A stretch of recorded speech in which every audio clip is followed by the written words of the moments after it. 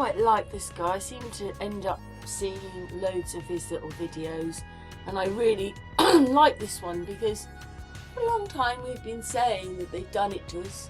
Some of us got strikes for it, you know, which should have been taken off and reinstated differently, because now they're saying what you got a strike for is happening. All I see is that same problem with the video I made the other day, totalism or whatever it is, totalitarianism, totalism. Well, it means complete control over you anyway. Sorry, my mind is still not in gear from back off holiday, but never mind. I like his little video, and watch this little video and leave your comments afterwards, because now they've said it. Shock fucking horror, it turns out we're not conspiracy theorists, and we're not actually crazy. Check this out. Ben Leo here. It turns out all the crazy cranks and conspiracy theorists who were concerned about chemtrails and weather modification, well, you might have been proven right after all. I've just come out the most extraordinary 2-hour congressional hearing here at the Capitol in Washington, D.C. on that very, very topic. Experts all agreeing weather modification, cloud seeding, chemtrails, it's real. Here's what happened. My written testimony goes into detail explaining my decision to join more than 500 other scientists and academics from around the world to call for a solar engineering non-use agreement.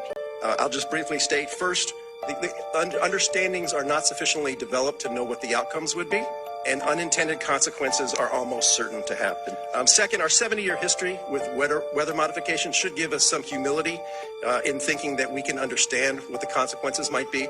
We've been trying to modify the weather for 70 years, and we don't know if we're modifying the weather.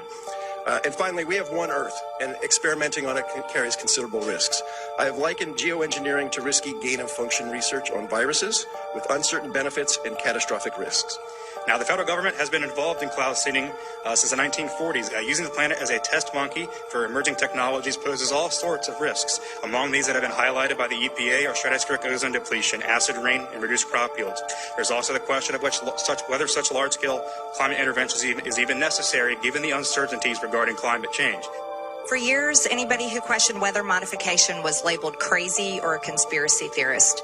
Now we've learned that they've been doing it for decades. One geoengineering company called Make Sunsets injects aerosol into the atmosphere to reflect sunlight back into space. I want to show you their frequently asked questions. Why? It says, unless we reflect sunlight, tens of millions of people will die, and 20% of species may go extinct. These climate activists have come so far that they are actively trying to inject chemicals into the air to block the rays of the sun from hitting the earth. And they want to take away our God-given rights over the earth in order to satisfy their godless climate cult beliefs. Potentially cooling the earth could also cause people to freeze to death, crops to die, and could literally lead to killing millions and millions. Hello? Hello? Has anyone seen the haters? Because they seem to be pretty absent with this one. I'm guessing the comment section is going to be full of people telling me that this is just natural and that we're still mental, right? Obviously, for the sensory reasons, this was just for entertainment. I love you all, and I'm as fictional as a dinosaur, baby.